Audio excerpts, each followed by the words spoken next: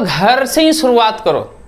आज से घर में मम्मी से जो कुछ भी तुम मांगते हो, कभी पानी मांगते हो, कभी खाना मांगते हो, तो उन सभी चीजों में अकाउंट्स को तुम देखो। जैसे मम्मी से पानी मांग रहे हो तो बताओ पानी कौन अकाउंट है? बोलो वो पानी मम्मी वो इम्पर्सनल अकाउंट है। क्यों इम्पर्सनल है? तो कहना पानी ना तो कोई पर्सन है, पानी ना तो कोई ऑर्गेनाइजेशन है, ना पानी वो कोई कंपनी है ना।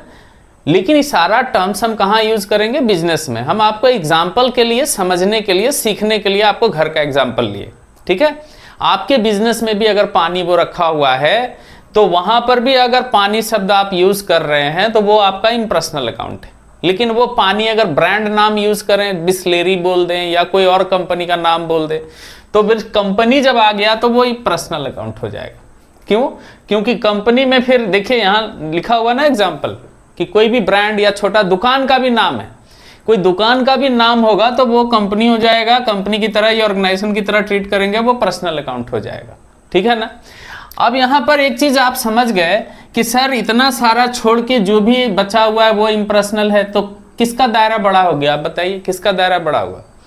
आपके घर में ज्यादा पर्सनल अकाउंट है या इम्पर्सनल अकाउंट? हमको बताइए आप, ज्यादा पर्सनल है या इम्पर्सनल? बोले सर घर में 2 4 5 लोग होंगे, या ऑर्गेनाइजेशन तो मेरा घर है नहीं, अब कोई कंपनी तो है ही नहीं, तो इसका मतलब इम्पर्सनल अकाउंट ही मेरे घर में ज़्यादा है। आपके घर में टीवी है, पलंग है, मोटरसाइकिल है, बर्तन है, खाने पीने के सामान है। हम किसी कंपनी की बात तो नहीं कर रहे, हम सिर्फ सामान की बात कर रहे हैं, तो वो सब कौन सा अकाउंट है? इम्पर्सनल। तो क्योंकि उसका दायरा बड़ा है इसलिए उसको 2 भागों में बांटा गया है। आइए, एक को रियल अकाउंट कहा गया और दूसरे को नॉमिनल अकाउंट कहा गया।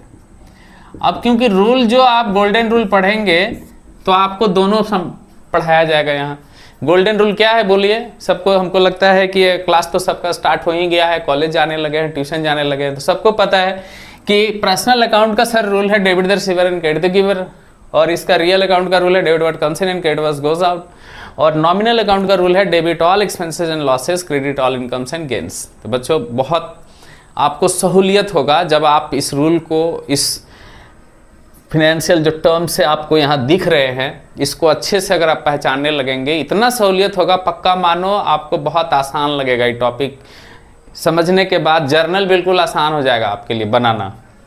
यहाँ आइए, रियल अकाउंट में जितना भी एसेट्स से रिलेटेड जो भी चीज़ें आपके बिजनेस में दिखाई दे, जो भी एसेट्स है वो सब रियल अकाउंट है। जिसका कोई रियल एग्जिस्टेंस है वो सब, जिसका एग्जिस्टेंस है, ऐसे आप तो इसमें रियल में भी 2 तरह के आ जाएंगे।